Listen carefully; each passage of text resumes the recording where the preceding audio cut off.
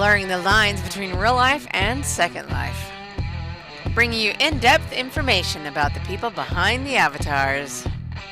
Giving you insight like you've never heard before.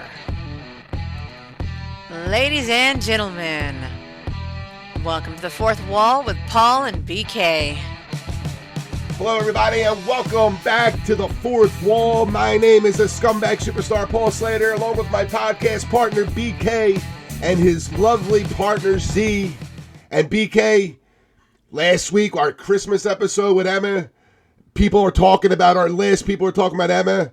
I mean, I'm shocked that Z didn't get a heat for her Christmas hate list, but hey. Oh, come on. She's the hot redhead. You really think people are going to give her shit for She something that's true? Well, no. The only one that got any shit was the fact that you were defending Deck the Halls. Yeah, and I watched it. I'm sorry. Again. I know. I saw what you posted. You told me F you. I know exactly what you did. No, the one that caught shit was Mr. Paul not liking The Nightmare Before Christmas. Because it's not a Christmas movie.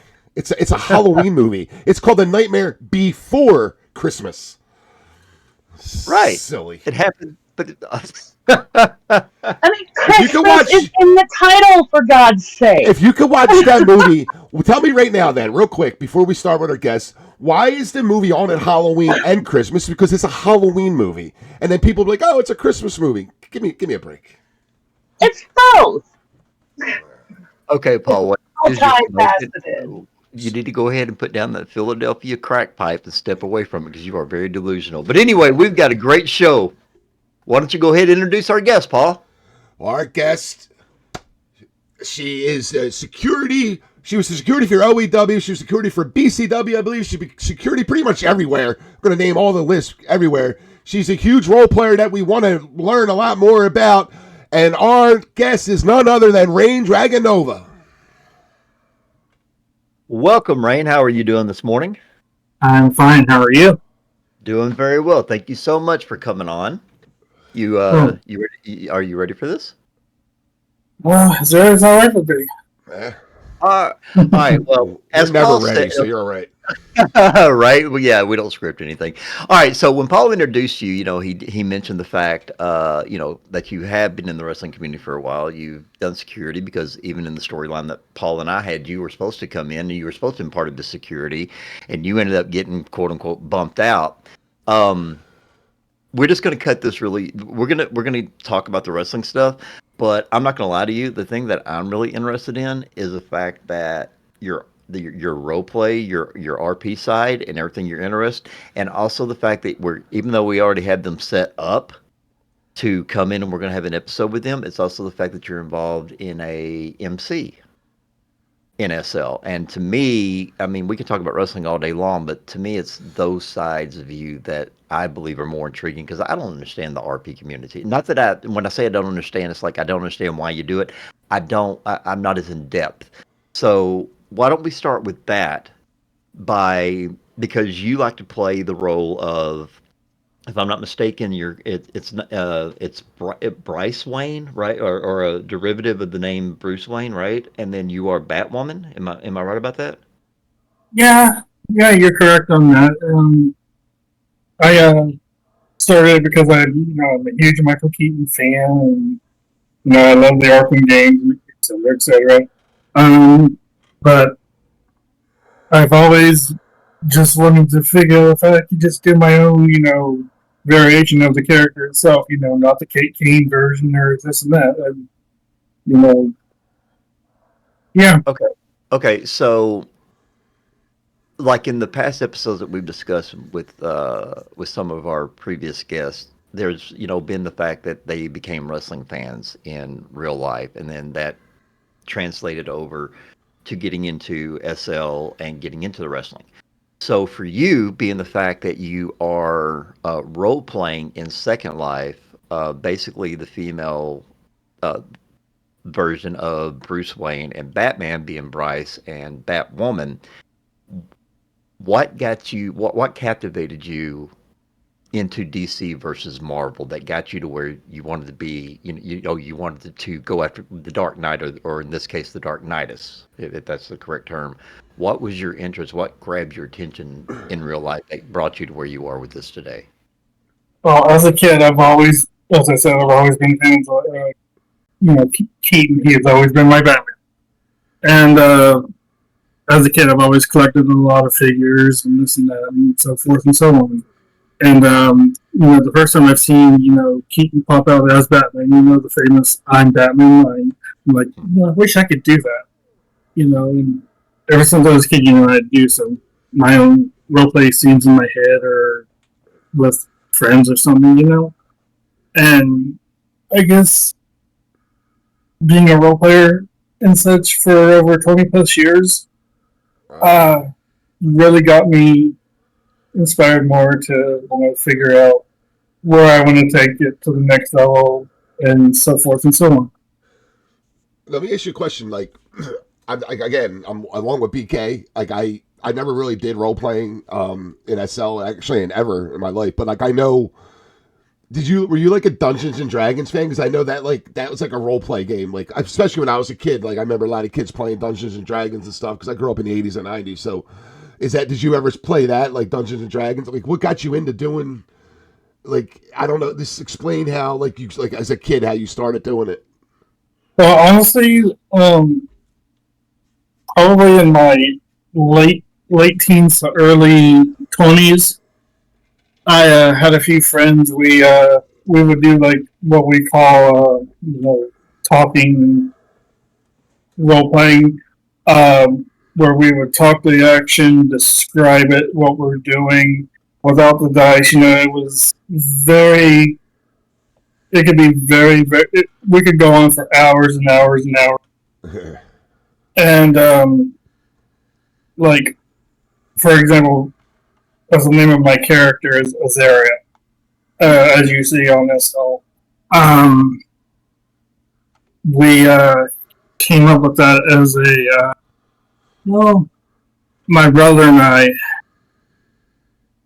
we were trying to figure out a better character name.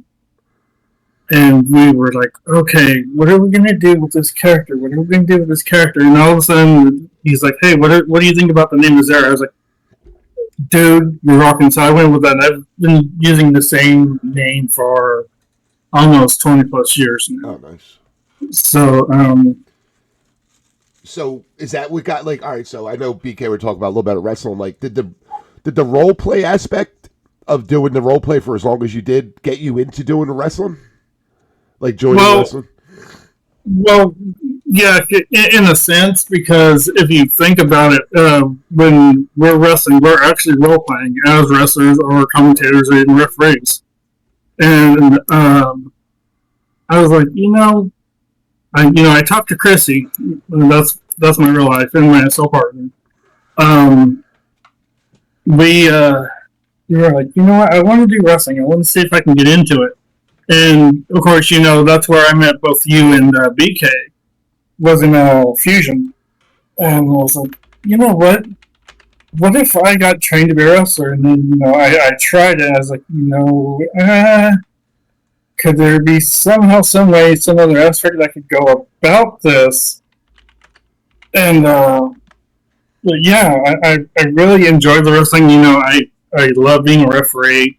I don't do so much of security anymore as I used to, but refereeing, I enjoy it absolutely. I really do. Because here's the thing: when you're refereeing, and when you're on call with your with the opponents and such, we're the referee is basically the director of the match.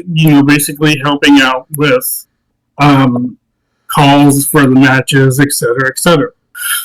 And that just is a lot of fun. I really enjoy it. So from that perspective, I take it that way to a RP perspective as well. Okay, so going back to what Paul said with that, asking if your role playing experience played over into the wrestling. Now, I have never done anything as far as role playing in like a role playing community, but with what you said earlier, that we do role play as wrestlers, even though there are some that do have wrestling experience in real life. We do pretty. I mean, if you think, SL is pretty much an RP. Like I've been a DJ before. I've never done that in real life. I have no idea how to do that in real life. Don't know how to wrestle in real life, but I can do it in here. Yeah. Commentating, I probably could if I was properly trained, but I've never done it. I do it in here. So, with that being said, and the question that I had earlier is, you chose and you went to the fact of role playing, the Dark Knight, on that side of the DC. What was it, and what was it about the DC role playing community? And all honesty, I don't know what the proper term is, so I'll just say the DC community, and then you have the MCU. I know what that stands for. What made you choose the DC over the MCU? Well, honestly, I've always been, as I said, Batman's my favorite one of all. There's some that are alright, but for me, as I said earlier, I've grown up with DC and Batman, and I don't know, it's just something that I guess I've been wanting to do for ever since I come back into SL, and never really had the proper chance to do it. And with the roleplay series that my brother and I developed, I kind of got inspiration from that as well. Kind of brought that into SL, and there you go. So here's the one thing, like with me, I know I'm a Batman fan. I've been a Batman fan since I was a little kid. And I grew up on watching old reruns of the '60s Batman. With Adam West and Burt Ward, I think his name was. And Yep. I always loved the Joker. Like even when I was a little kid, like he was always one of my favorite characters. But like the one thing I'm not a big comic book guy. I never have been, and I enjoyed the movies and stuff. But there's so many different aspects of like Batman. Like you have especially with the comic books. There's even the movies. Like you have the Michael Keaton ones. You have the Christian Bale ones. You have all that. Like what made you choose the one you have? I know there's the Dark Knight. There's After the Dark. There's so many different variations of Batman and stuff like that. What made you choose the variation that you're doing? See, for mine is more of a different variation style of the character. I have so many suits I've designed for the character. Like I have, the Arkham suits, I have the Keaton suits, and I even have, actually, I think I still have a prototype suit. But my combination was more like a cross between the Michael Keaton and the Kevin Conroy variation for the most part. Okay. Let's say with Paul, when I grew up, in all honesty, man, I've read some comic books, and I always had different influences, the reruns of the Adam West Batman. And then, of course, we had the Linda Carter Wonder Woman on TV. Yep. And we had the reruns of the George Reeves Superman that was on TV, that was in black and white, that was eventually, transformed over when they started doing the Panavision. And then we had Spider-Man, too, for a while. They did a Spider-Man one. That is correct. They had a Spider-Man. Of course, there was TV movies with Spider-Man, and then of course, on Saturday mornings there was the Super Friends, the was it Hall of Justice, and things like that.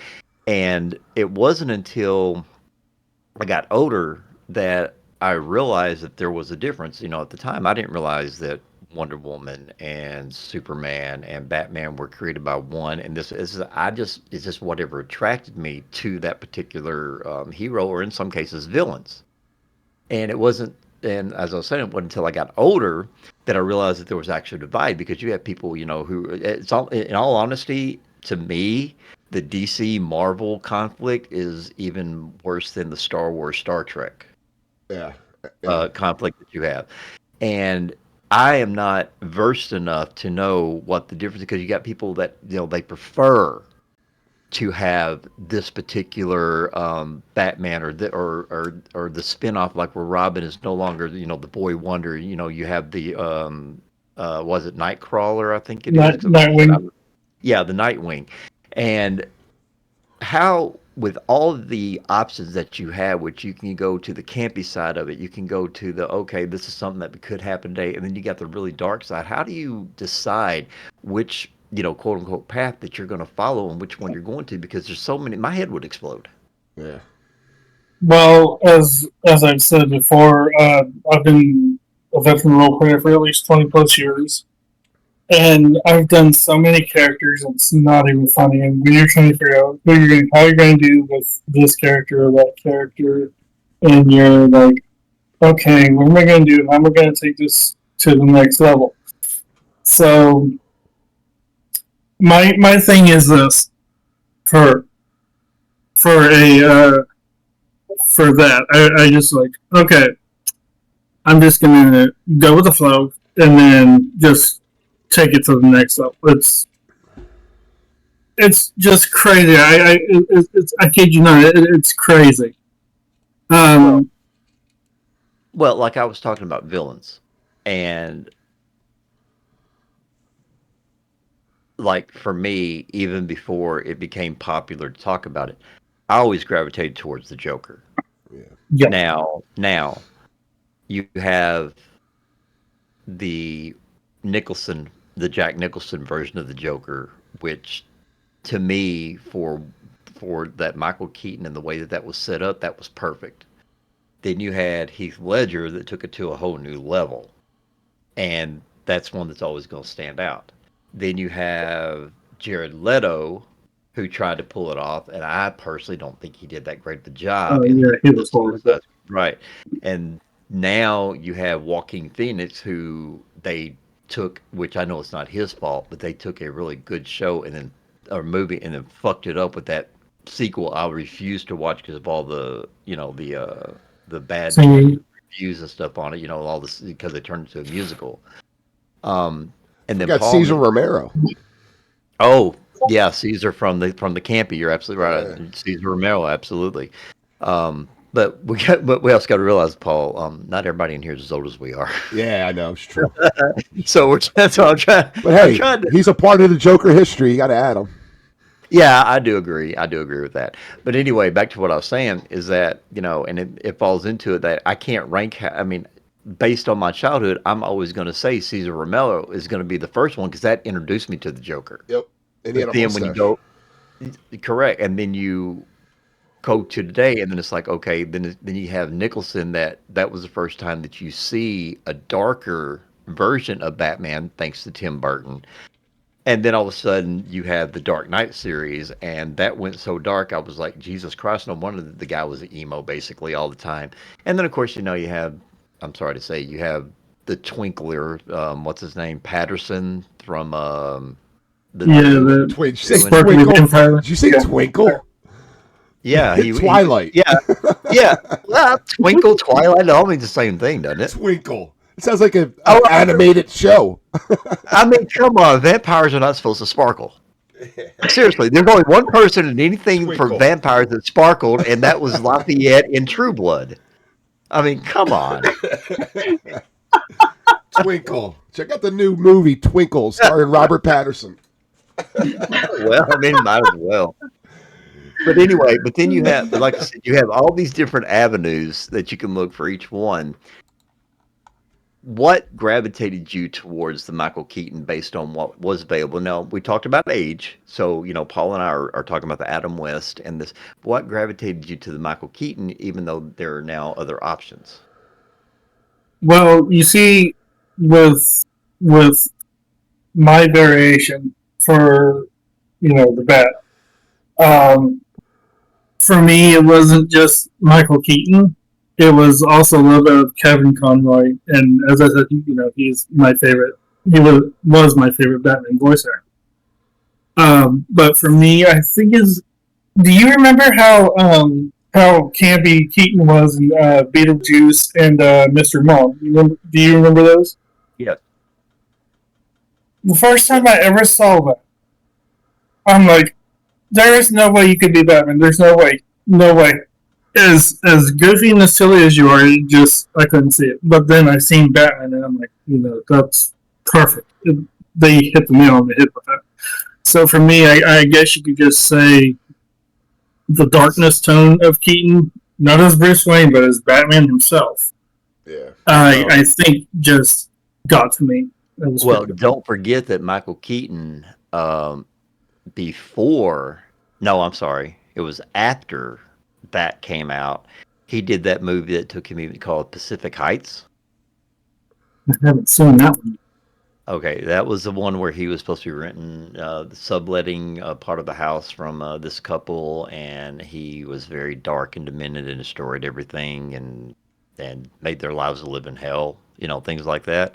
And I think that movie come out after he played Batman, so I think Batman, like you said, was his first time diving into the darker stuff, because everything he'd done to them was like kind of Gung Ho, that was kind of a comedy.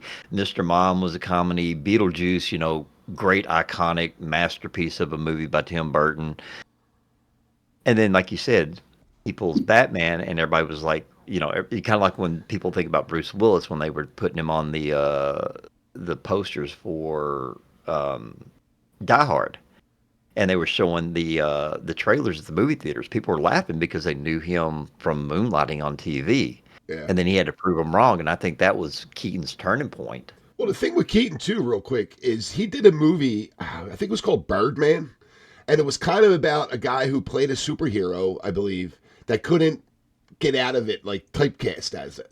Which I remember watching an interview with Keaton. He basically said that like that was how Batman was. Like he did that Batman movies that were so good, but he wasn't getting other roles that were like, he was getting supporting roles because people just typecasted him as Batman. And that Birdman movie is what I think he did. That movie, I think it won an Oscar actually, and like that kind of like catapulted him back again into to being like a bigger time actor like he was before that. And then what was funny is he plays Batman, and then he turns around and he gets shot at movies in the MCU because he was in a couple of the newer Spider-Man movies. Yeah, whatever he was in that. Yeah, he was as a Vulture. Yeah. Or something like that. So there's a question for you. Somebody that plays the person that you want to model your role play after switches over to the MCU. I'm actually not. I'm not the big. Don't hate me for this, but I'm really not the biggest fan of the MCU, other than Iron Man. I mean, but I guess if I had to, I would definitely do Iron Man if I had the interest in doing that, because he's so close to Batman. I guess you could say that. Yeah. Mm-hmm. But MCU, I'm not the biggest fan of it. I'm really not. Well, I mean, like I said, I think, to me, the MCU DC feud is bigger than the Star Trek and Star Wars feud. I'm a Star Wars person, even though I've been turned off of it for the past several years because Disney has screwed it up completely. I never understood that until there were some guys that I was working with. One of them happened to be a big DC fan, one was an MCU. And these guys, seriously, they would get into arguments. And I'm like, dudes, I understand your passion, but I mean, come on, it's comic books, it's fantasy, it's and I mean, I would get an earful from them. I remember. Have you ever? Go ahead, finish yours. I was just going to ask Rayne. Has it ever gotten to the point where you've ever gotten into an argument with anybody where it's just like people think that you're going to go to blows just because you disagree on which side you want to be on? Well, for me, no. I've actually never had that. I mean, some people were like, "Hey, it's like your opinion, your choice, it's whatever." But a little bonus thing for you on the DC and MCU thing. As a matter of fact, there used to be a comic that was actually DC versus Marvel, where they both actually collided, and it was like unheard of. It's like, wait, they're actually collaborating together? What? It's like it was interesting. I mean, I've seen it on YouTube, and the crossover was just amazing. You had people like Batman, and if I'm not mistaken, I think either Wolverine or Captain America. It's been a while since I've seen it, but you had so much potential with that. I think they were going to go with another comic on that, but I don't think it ever happened. And if it does, I mean, I'm looking forward to it if they do something like that again. But I don't think it will. I want to go back to what you were saying about the MCU thing. I'll just a story. My buddy, again, huge comic book fan, MCU, all everything. I remember when Endgame came out, I think it was, the Avengers. He's like, oh, man, you got to watch Endgame. It's probably one of the greatest movies ever made. So that's all I ever heard, like people saying. So I'm like, all right, I watch it. I have no clue what's going on. I don't know why they're disappearing. I have no idea what's going on. So I text my buddy. I'm like, yo, like, oh, he's like, oh, man, you got to watch all the other ones to know what's going on. I'm like, all right, well, send me a list because like it was good. It was a good movie. And I'm like, I'm interested. I'm like, he sends me this list. It's like 40 pages long. I'm like, what kind of time do you think I got? This is like, I got 40 movies to watch just to know what happened at the end. I'm good. Thanks. Like, I mean, there was just a lot of, like, you needed to watch. Oh, you got to start with Iron Man 2. And then the list went on. And I'm like, dude, there's like 30 freaking movies here. Okay. And a TV show. Okay. We're talking about movies. Okay. And then we just got, we started this show off talking about the worst list that we did. Here we go. I'm going to put you on the spot, Rayne. There we go. No, seriously, I'm going to put you on the spot right now, okay?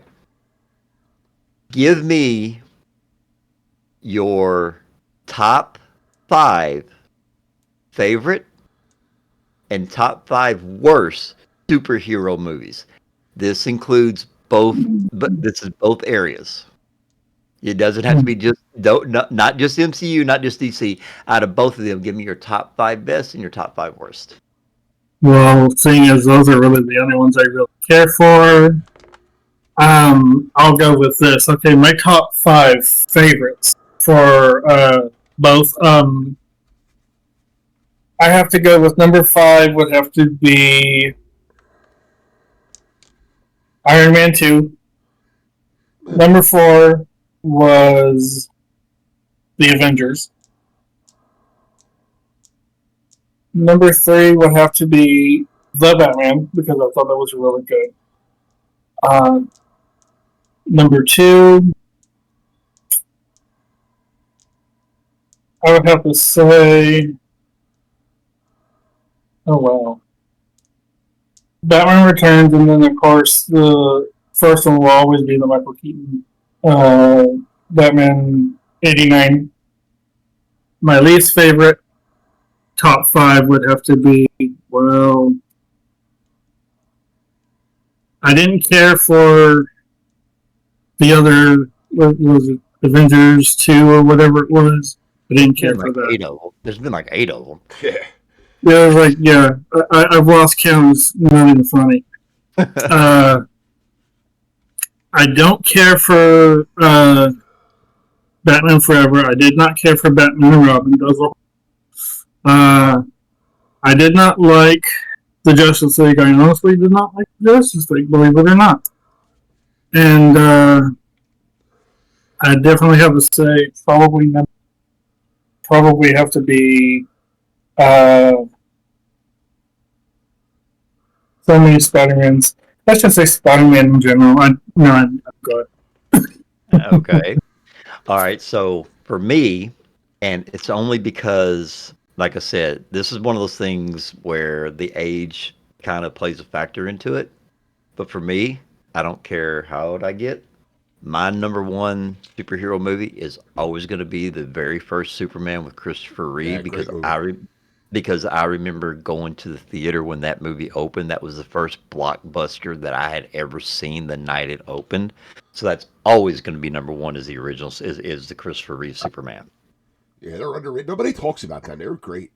All of them. Oh, yeah. Except the one with Richard Pryor was stupid. Like the third one. Well, everything, actually, to be perfectly honest, everything, they should have just left the first, after the first one, should have left it alone. They never should have done the rest of them. That's kind of like with the Jaws. Should have done the first one, left it alone. That's it.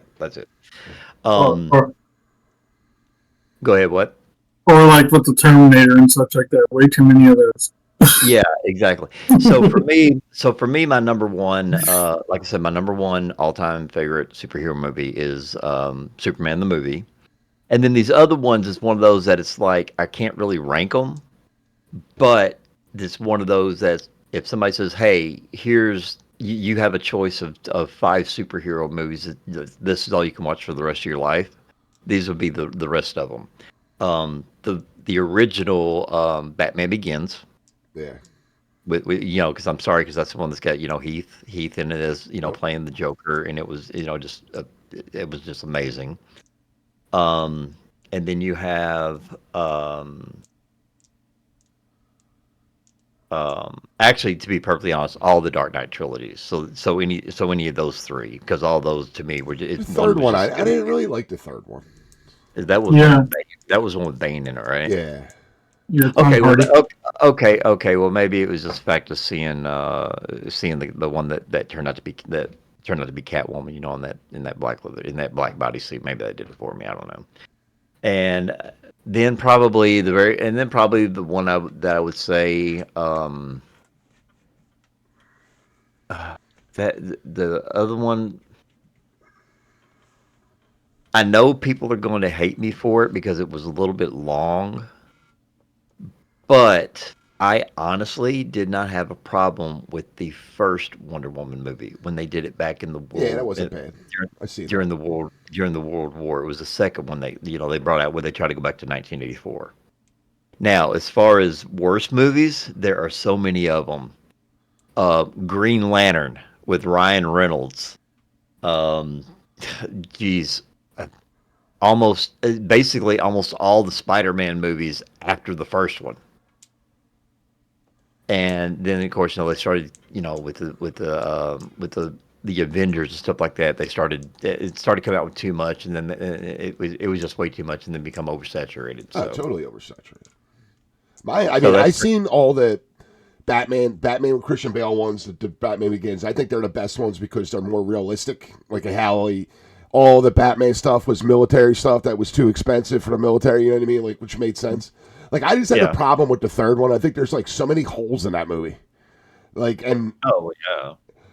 I seen all the Iron Mans are good. Like, I really don't have it. I think the worst one I watched that I really didn't like was the Doctor Strange one. I didn't even watch any of those. Yeah, I didn't get that one, but I really don't have a favorite list or a non-favorite list because I don't really watch them that much. How about you, Z? Do you have any favorites? You know me. I'm completely a Harley girl. So Yeah, Harley Quinn. I've got to go with my Suicide Squad. I absolutely loved it. And I mean, they added more humor in the second one. Oh, the Birds of Prey. No, even the second Suicide Squad. Oh, okay. Suicide Squad was good. Everybody see if the weasel could swim. Just. But I did also love the Birds of Prey. But I am a Harley girl from start to finish. All right. Unpopular as it may be, I actually loved Halle Berry as Catwoman. Oh, I forgot about that one. She won a golden raspberry for that one. I know, but I'm sorry, I loved her in that. Is it Kim Basinger Batwoman? Who was the other Batwoman? The Batwoman? Michelle Pfeiffer. Michelle Pfeiffer, that's it. Yeah. Yes, she was another one that did very good, I thought. I liked her in the role. Okay, Rayne. So, since we're talking about superheroes and we've been talking about the RP, if somebody was interested and they wanted to join an RP community and wanted to establish, what would you suggest? What's the one big obstacle that they're going to face? To be honest, that's honestly a big question. The biggest thing I've ever had to deal with, this is when I did my own roleplay series myself. One thing I absolutely detest. One thing is this: the God modding, which is that's pretty much you can't kill your character, can't die. You like to control other people's character, blah blah blah blah. And it's all I have to say is that if you really want to get involved with it, don't do that. That's my one biggest pet peeve. Don't do that. And if you really want to really get involved, just shoot me an IM. I'll be happy to set you up with something and go from there. So do you I mean, is there any place, and kind of like with the wrestling, we have to be trained, with the HUDs, and then you learn how to write stories and this and that. Are there classes available to help people who don't really understand but want to learn? Well, I mean, I can, show people how to do it and such. It's really not that hard. I mean, it's like I said, how we play with wrestling and such. It's you just go with the flow, and if there's any tweaks and such that you need to do, just I can probably help you out with it, depending on what your character is, depending on your background. It just depends on where you need help in the aspect and such. Okay. All right, That's one thing, real quick though. That's one thing I always got told. Since I've been in SL, like, oh, you should do a role play. I'm like, it's really not my thing. Like, you do wrestling, that's a role play. I'm like, yeah, it is, but like, I'm talking.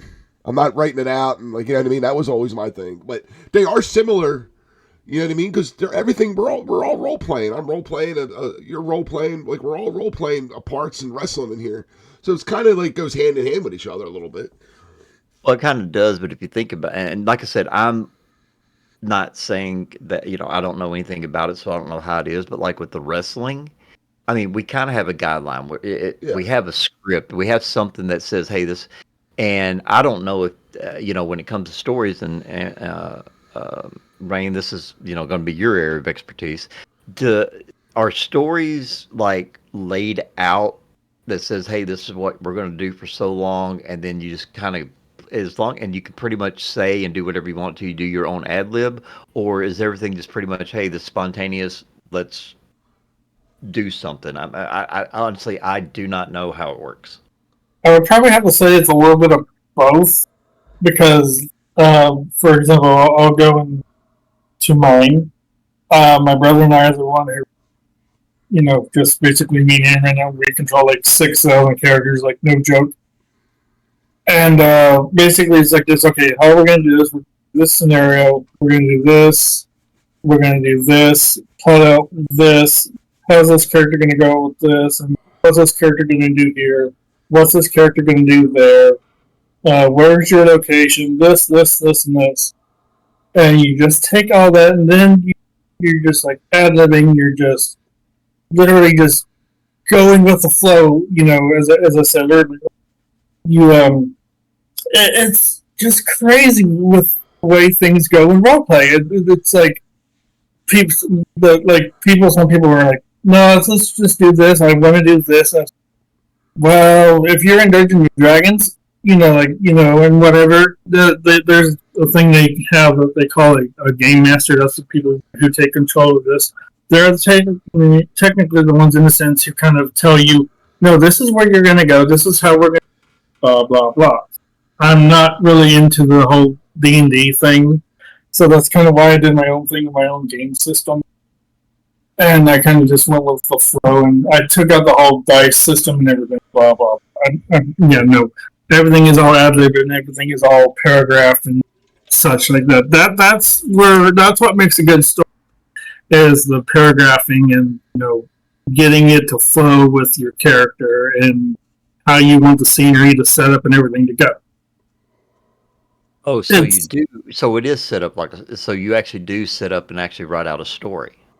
In a sense, yes, but because the way I do it, I've been doing this for so many years, and when we did the first one, me and a few friends of ours, we kind of went with the flow from that, and then I kind of made like a side story from that, and they went to episodes 1 and 2, and it was just crazy how the way it just branched off into a whole different complete series altogether. And and I recommend this for anybody. If you're role playing, just literally just go with your gut listen to what the director or the game master is going to say. Let let them kind of help guide you a little bit. Yeah, you do have some control, but that's what the dice and all that kind of manipulates your situation. This and that. Yeah, it's just crazy the way the playing community is. And when I've seen it in SL, it's all like free fall and this and that. And I'm like, that's just so cool how you just take this aspect here, take this aspect there, put it together in one thing, and there you go. Huh. Okay. Well, like I said, that was something I did not know. I didn't know if it was just like on the spot, like, if you were on, the sim that you were RPing on, and you're, as playing Bryce, you're walking down the street and one of the bad guys, one of the villains, comes after you or whatever, and you have to, react on it and things like. I did not know how this all worked. See, I'm a roleplay director on the. Okay, I have other than wrestling, I do the Pokemon Ravenlock sim, and I'm their roleplay director, and that's my job. If we want to do like roleplays, I got to get things set up. I'm basically the game master. I got to get I'll get for example, baby Chrissy involved, and I'll be like, all right, kiddo, let's do this, this, and this, and let's get a team together. Let's do like a catching scenario, Pokemon, blah blah, or let's do some weird roleplay battle, blah, and it's just crazy when when you have the aspect in your mind that you want to, how you want things to go, and when it runs smoothly, it goes great, and when it don't, and you have that one person who just wants to just turn it and be like, stupid, I'm like, yeah, this is not how I wanted it to go, and then the flow just goes everywhere. It's ridiculous. Oh. It sounds like it can get pretty hectic if you get your wires crossed. Oh yeah, especially when the situation and everything. Yeah, it can be. It's very hectic. Yeah, let's just go with that. It's very hectic. We'll just go with that. All right, ladies and gentlemen, time for a quick sponsor break. Today's main part of the broadcast, thanks to Rayne being here, is brought to you by Aran's Domain. Aran's Domain is a family-friendly SL-themed server for friends, family, and SL wrestling community members. Everybody is welcome. They have all sorts of channels and categories that may pique your interest, and we're currently tied to several other feds in the SL community, whether Rayne works there or not. We do show our support to the SL family in the best way we can. If you wish to become a member, join us. Feel free to ask myself or Chrissy, and we will get back to you as soon as possible. And welcome to the Aran family. The door is always open. Also, we have LPW, known as Limitless Pro Wrestling. Check out their shows. They are right now at 12 p.m. SLT on Sundays, but they are on a holiday break and are considering changing to 1 p.m. SLT on Sundays. So make sure that you subscribe to. They actually have a YouTube channel, which is actually linked to us down in the in our comment section and down in the show's description section. So make sure you keep up with them for any changes for that. Also, we have Premier Wrestling, who has Attitudes on Monday at 1 p.m. Paul, you're going to be there. You're going to be there this afternoon, aren't you? Oh, I'll be there. All right, and then we have AVW, brand new. All Victory Wrestling starts this Sunday. The very first show, first season, starts this Wednesday at 4 p.m. SLT, and yours truly, I am actually on the comms team there, so you'll be able to check them out. Then we have Overload, 1 p.m. on Thursdays, Unplugged, 1 p.m. on Saturdays, and Rise at 2 p.m. on Sunday. So make sure you check them all out. So now this is the part that always interests me, because we have some people that have been listening in.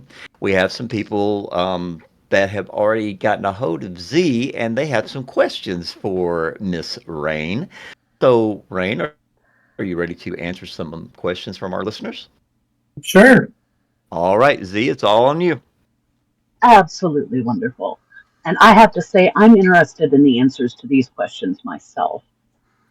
Mike has a question for you. Uh, as a combat animator, he likes to see how he can help others and would like to know, does the RP community need more combat animations for their combat? Or because it is RP, do they not care how immersive everything is? Well, I would say that depends on the person and role player. But I would say yeah. I mean, especially for my character, because I don't really see a lot of animations that really go well with like between Bryce and the bat character. I mean, it just depends on your preference and your character when it comes down to it.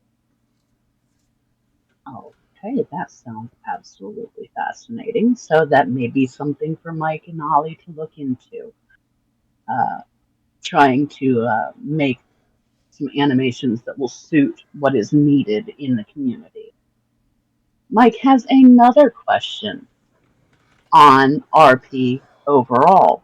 And myself, I'd like to hear the answer of this one from all three of you. Your thoughts on people who can't drop their character when the show, event, scene is over. Do you think it's harmful when you see some who might, for example, RP like a wrestler backstage, try to be like a Shawn Michaels type person backstage because they've got to have things the way they envision your characters to act? Oh, okay. So I personally do think that it can be harmful because people do get so immersed in their characters and they start thinking that they have to be in character all the time. And I myself and Z can attest to this. We have been, and I don't want to use the word victim, so I will say we have been the recipients of someone who pulled that and ended up getting their way, and we ended up we ended up leaving the Fed. So yes, it can be very harmful. That's my personal opinion. People do need to learn to separate because there's it's SL, it's IC, and there's OOC. If you're doing the show, you're an IC. Once that's over and done with, no, it's not. Don't do the thing. We've all seen it on 30 for 30 with the Ric Flair. It got to the point where he was so immersed in the Ric Flair character and the Four Horsemen, that lifestyle, he didn't even want to be home with his real, he didn't want to be at home with his real family. His real family missed him for everything. So yes, it can be very harmful, and people do need to learn how to separate them. Yeah, I mean, I agree with you, BK. I mean, I play a real asshole on, when I'm in the ring in wrestling, but You ain't, nothing you like ain't, that wants to. you ain't playing. Yeah. No, but like a lot of people, like, I mean, I've had this problem before. Like, I've talked to people, and like, they're like, "Oh, I'm really sorry for sending a message," but like, I'm like, "What are you sorry for?" Like, "Hey, it's great, thank you very much." Like, you know what I mean? Like, I'm not that guy on the, that's not me. And, like, I'm just I'm playing a part. Oh, that just reminds me so much of the first time that you called me a bimbo in the ring. I apologize. And after he stepped backstage, all of a sudden I get an IM full of apologies. Yeah. That's what And everybody. all Yeah. I could do was sit here and laugh because I thought it was perfect. It was so well done. But then again, it's kind of like me. I was one of the harshest hecklers to you at every show I attended. I was on your ass about everything that you said and did.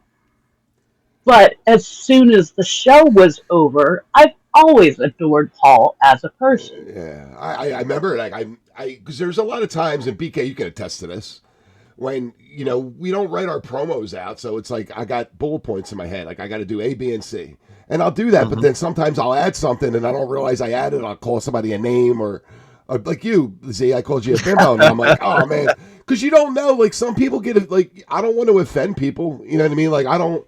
So I remember I did it a few times where I apologized. You apologize to other people. I'm like, hey, I'm just I was playing a part. Oh no, I loved it. It was great. All right, just making Yeah, sure. well, I do. Okay, so Rayne, you've been in the ring. You're doing this RP. What from everything that we've talked about and everything we said, what's your opinion on this? Because have you run into this, in the wrestling community and in the RP community? Well, I will say this. Okay, you guys already know. I'm an MC member. I say, and I'm a ref, for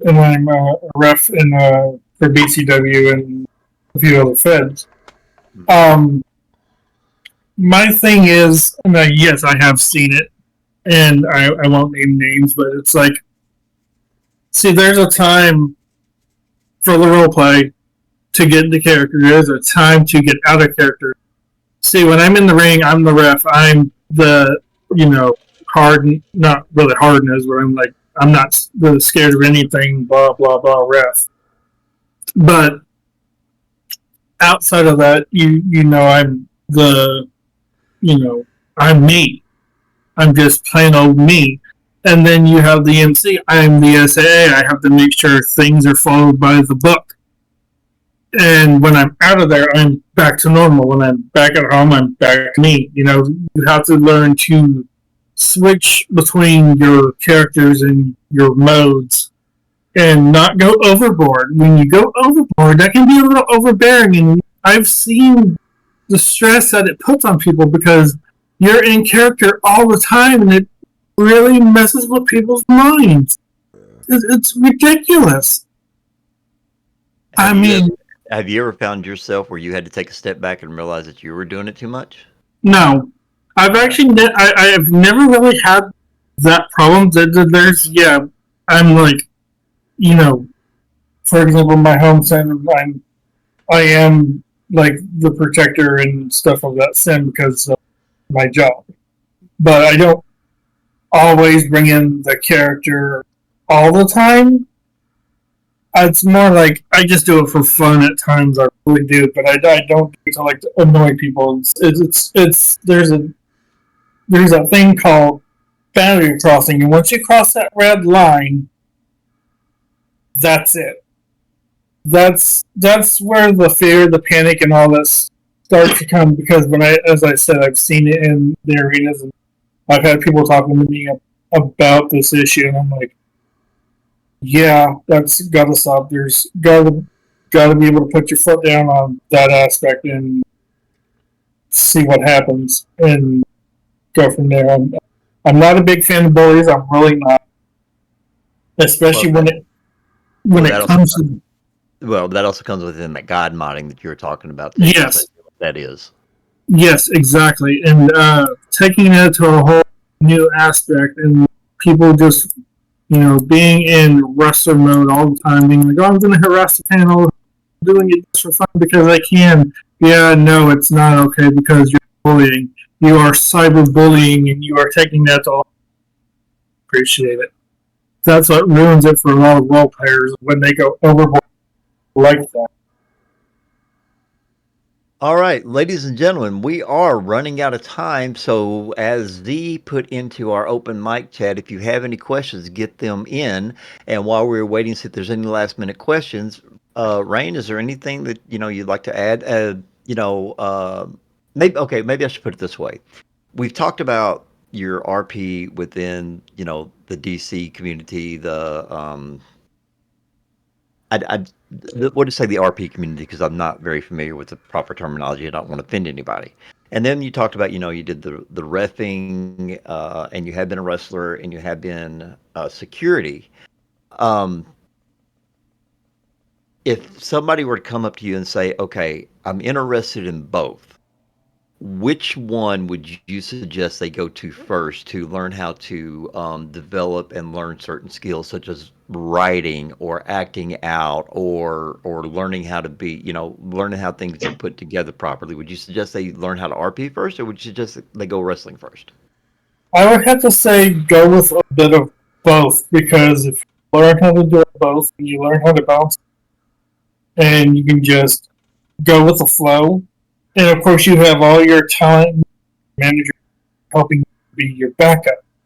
So I just say go with the flow and have fun with it.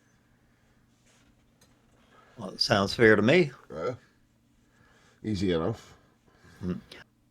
All right, ladies and gentlemen, we're coming to the end of our time. Please make sure to like, subscribe, share, talk about us, drop comments in there. And also, if you haven't yet, if you look down at the main page for us, you can see that we have a Discord channel. You can see we have an X account. We have email. You have all different ways of getting in touch with us.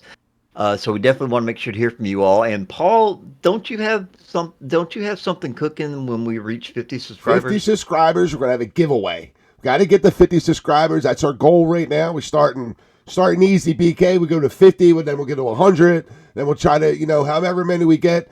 We can reach 50 subscribers on YouTube. We're gonna have a giveaway. Everybody's gonna have a chance to win something.